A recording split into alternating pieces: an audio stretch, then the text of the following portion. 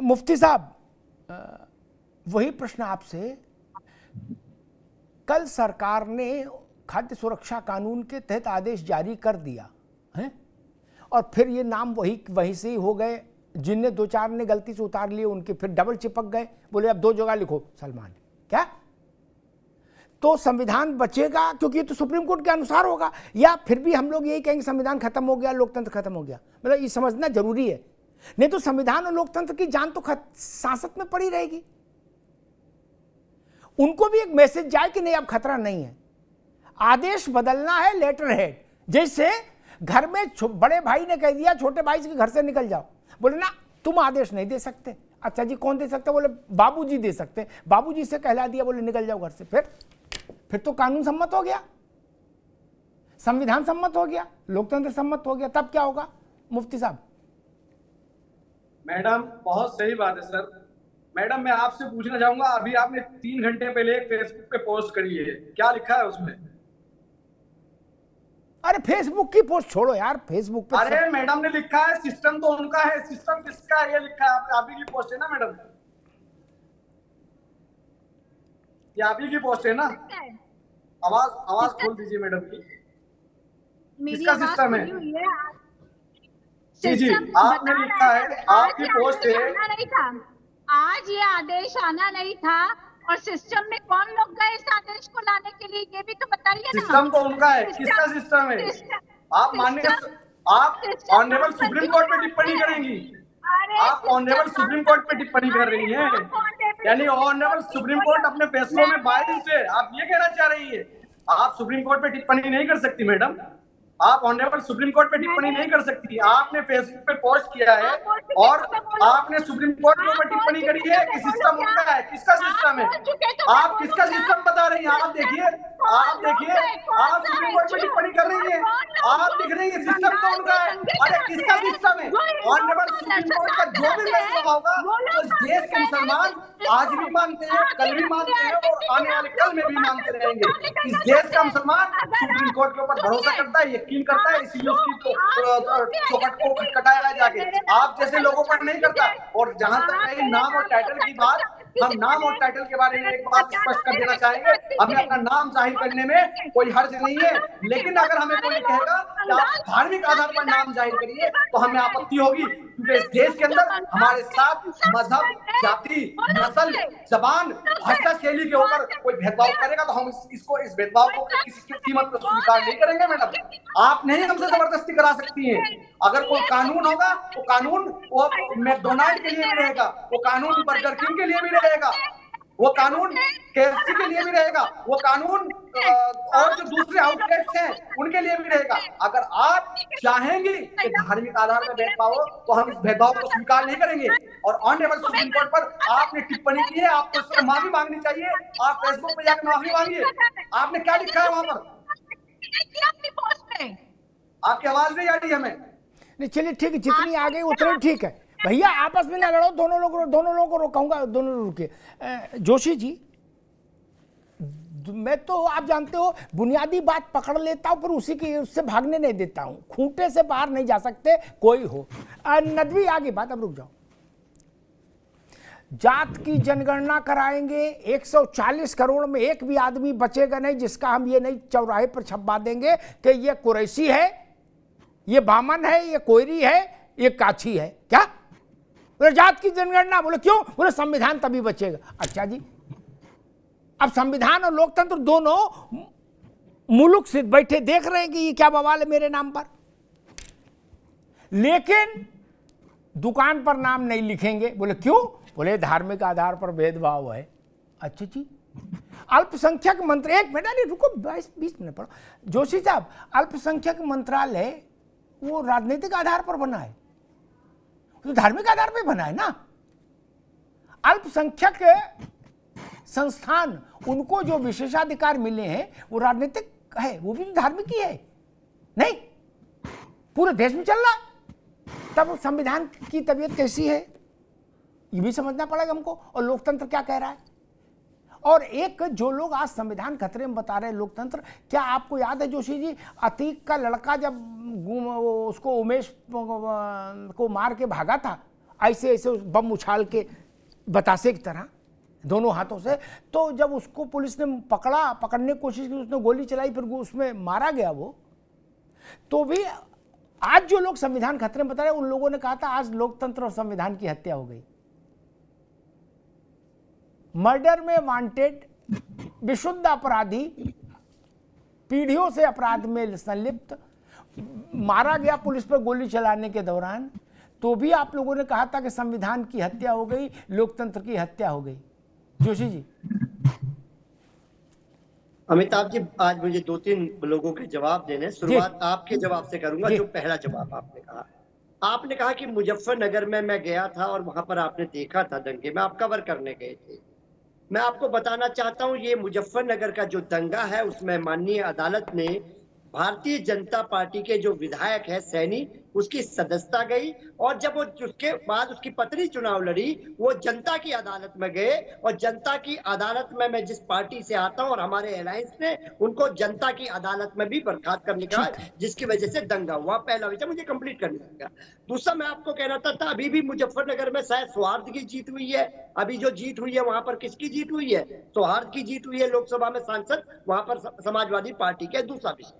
तीसरा मैं आपसे कहना चाहता हूं, अभी हमारे रत्नाकर सिंह का तो ज्यादा इसलिए नहीं बोलता इनके बारे में, इनका भी 2-3 महीने पहले ही हृदय परिवर्तन हुआ। पहले ये हमारी भाषा में ही रहते थे। ठीक है, इनका अपना राजनीतिक जीवन में, उस पर मैं नहीं जानता। मैं तो कहता हूँ, निवेदन करना चाहता हूँ रत्नाकर सिंह जी से कि वो क्यों नहीं अब खून की जो निकलता है उसमें भी लिखवा दे, खून की बोतल में लिखवा दे कि ये राम का खून है या रहीम का खून है। लगे हाथ ये काम कर दे। और एक फेसबुक में चल रहा है अमिताभ जी, आज एक पेट्रोल पंप के मालिक ने अपना नाम वहां पर भी लिखलवा दिया, और ये गल्फ कंट्री से आता है, आपको पता होगा तेल, वो भी सारे मुसलमान देश है। तो अब हमको तय करना है कि हम मुसलमानों का तेल लेंगे कि नहीं, हमें तय करना है। और एक उदाहरण और लास्ट में, एक आम का बगीचा है अमिताभ जी का आम का बगीचा है, वो आपने ठेकेदार दे दिया, एक मुस्लिम को दे दिया। तो क्या हम वो आम को खाएं? अब चलो आम, अब अमिताभ जी का संपर्क लंबा है, हम जानते हैं, बड़े बड़े पत्रकार है। उन्हें अमिताभ जी ने भुवन जोशी को दे दिया वो ठेका। तो मैं उसमें जो आम तुड़वाऊंगा वो राम से तुड़वाऊंगा, रहीम से ये कौन करेगा? चलो ये भी हमने कर लिया, राम से तुड़वा लिया। अब उससे पूछूंगा जो ट्रक ला रहा है वो राम चला रहा है, रहीम, ये कहाँ से तय हो? ठीक है जोशी जी, जोशी जी आगे अच्छे से आगे बात, अच्छे से आगे। रत्नाकर आ रहे हैं, अभी रुक जाइए। तथ्य साफ होने चाहिए, पवित्र होने चाहिए, और तथ्य पवित्र हो इसके लिए तो कोई सुप्रीम कोर्ट में मुकदमा ले भी नहीं जाएगा, इसमें संविधान भी खतरे में नहीं, इसलिए तथ्य साफ होना चाहिए। जोशी साहब का मैं बड़ा सम्मान करता हूँ, उन्होंने जो दो बातें कही, ये फेसबुक व्हाट्सएप यूनिवर्सिटी के खेल हैं, इनमें नहीं पढ़ना चाहिए। वो विद्वान व्यक्ति, उनको ये बच्चों की बातें हैं जिनका कोई औचित्य नहीं, तर्क नहीं, जिनके पीछे मूर्खतापूर्ण प्रलाप है। बोले हम ये परसों नरसों से व्हाट्सएप पर रेलम रेल चल रहा है कि वो पेट्रोल तो मुस्लिम देशों से आता है। अरे मेरे चाचा, कोई मुस्लिम देश रामलाल बन के पेट्रोल दे रहा है? नहीं ना। रफीक बन के दे रहा तो कोई दिक्कत ही नहीं, समस्या कहां है? नाम छुपा के पेट्रोल बेच रहा है कोई? नहीं ना। क्या है फेसबुक व्हाट्सएप? अरे बच्चे जब खाली बैठते हैं तो उनके लिए चकल्लस के लिए ये चीजें बनी है। इनमें तत्व तो नहीं है जोशी जी, हमें आपको इनसे दूर रहना चाहिए। इनमें कहां तत्व है? इनमें कुछ है ही नहीं, फर्जी है चीजें। दूसरी बात है कि जोशी जी ने कहा ये भी फेसबुक व्हाट्सएप पर की है, जो जोशी जी को आई समझ में। रुक जाओ कि आम किसने तोड़वाए, किसने उसमें पानी डाला, किसने उसमें खाद डाली, और किसने टेम्पू कौन सा था, ये एक सज्जन इसका वीडियो बना के कर चुके हैं। मैं उनके नाम नहीं लूंगा, जोशी जी को भी वहीं से आई होगी लीड। ठीक, मैं एक बात कह दूं, किसी ने ये नहीं कहा, दादा रे दादा, भैया मेरे, किसी ने नहीं कहा कि आम का थ्रेड पता करके आओ ना। रहीम बेच रहा है, राम प्रसाद बेच रहा है, बस इतना लिखना है। किसने कहा कि आम का? और हिंदू मुसलमान तो एआईएम कर रही है, सपा कर रही है। उसमें जो निर्देश पुलिस ने जारी किया उसमें ये तो लिखा नहीं कि हिंदू की दुकानें छोड़ दी जाएंगी, मुसलमान लिखेंगे, या मुसलमान की छोड़ दी जाएंगी, हिंदू लिखे जाएंगे। इसमें धार्मिक आधार कहां से आ गया?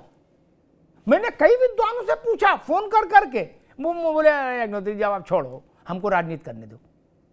मैंने कहा इसमें धार्मिक आधार मुझे समझा तो दो यार, हो सकता मैं ही कम अकल हूं।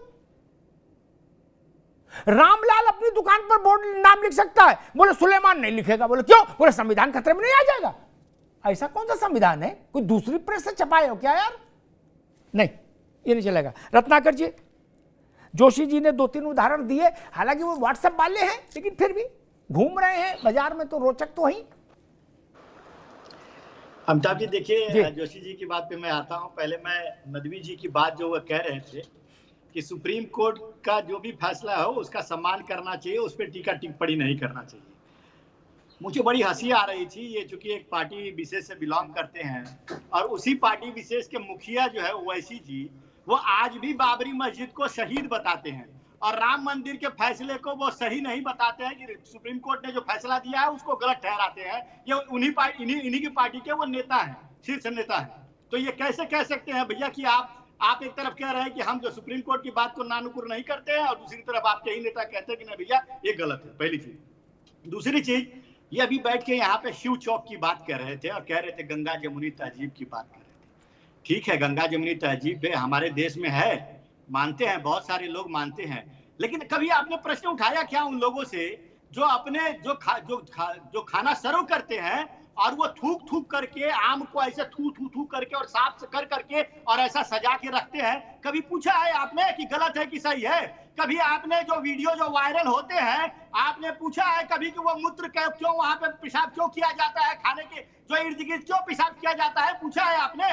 भैया हम अगर अपनी शुद्धता बनाए रखना चाहते हैं और आप गंगा जमुनी तहजीब का हवाला दे रहे हैं, दूसरी चीज अमिताभ जी जरा इनको म्यूट कर देंगे तो मैं अपनी बातें अच्छी से। आप बोलिए रत्नाकर जी, आपकी आवाज जा रही है। जी। दूसरी चीज, मैं अपने साथी प्रवक्ता यहाँ पे भुवन जोशी जी हैं, ये बहुत नैतिकता की बात कर रहे हैं। नैतिकता इनको तब याद नहीं आती है जब जम्मू कश्मीर में 90 के दशक में लोगों को नाम पूछ कर गोली मार दिया जाता था, आतंकवादी गोली मार दिया करते थे। कोई हिंदू वहां पे अपने व्यापार या दुकान का नाम हिंदू देवी देवता के नाम से नहीं रख पाता था। उस समय कहां चले गए थे ये सेकुलरिज्म वाले लोग? आप बताइए। आज अगर हम अपने धर्म की आस्था की बात करते हैं, अगर हम कहते हैं कि हमको अपना शुद्धिकरण बनाए रखना है, तो इसमें हर्ज क्या है? मैं ये पूछना चाहता हूं। अब आपको तो आपत्ति विशेष तौर पे दर्ज करनी चाहिए जो रमजान के महीने में हलाल उत्पादों का सेवन करते हैं। आप खुल के बोलना चाहिए कि क्यों भाई आप हलाल उत्पाद खरीदते हैं, हलाल उत्पाद का सेवन करते हैं। ज्यादातर मुसलमान तो वही करते हैं ना, इसका विरोध करना चाहिए इनको। ये अनपढ़ आदमी कहां से ले आए हो? क्योंकि इनको जो है सेकुलरिज्म का जो चश्मा पहन के रखा है, इनको रमजान का रास्ता को चोट पहुंचाना है, तो ये बार ये करते रहेंगे। ये अनपढ़ आदमी कहां से ले आए हो? अमिताभ जी ये बताओ, इनको यही नहीं मालूम कि रमजान में हलाल नहीं, मुसलमान 12 के 12 महीनों में हलाल खाएगा। रमजान की कोई बात नहीं है, कैसी बात कर रहे हो यार? तुम्हें पता होना चाहिए रमजान में हलाल। अरे रमजान नहीं, जनवरी से लेकर दिसंबर तक और मुहर्रम से लेकर जिल्हिज्जा तक मुसलमान 12 के 12 महीने हलाल खाता है और हलाल खाएगा। रमजान में हलाल खाता है, आग लगा देता है, पूछता भी नहीं रमजान में नहीं, कि रहीम हो कि रहमान हो, उसी दाढ़ी में आग लगा देता तुम्हारे सामने अगर रखते तो। भाषा की मर्यादा को ध्यान में रखो। साहब के बारे में आप बात कर रहे थे, माननीय ओवैसी साहब के बारे में आप जो बात कर रहे थे, अनपढ़ कौन है? गंगा जमुनी की बात तहजीब की बात करता है, अनपढ़ कौन है? तुम्हारे यही दाढ़ी में आग लगा देता मैं अगर सामने रहते तो इसी दाढ़ी में आग लगा देता तुम। अपनी औकात पर भूलो। कहां से आए हो यार? अपनी औकात पर भूलो तुम अभी औकात की बात किए।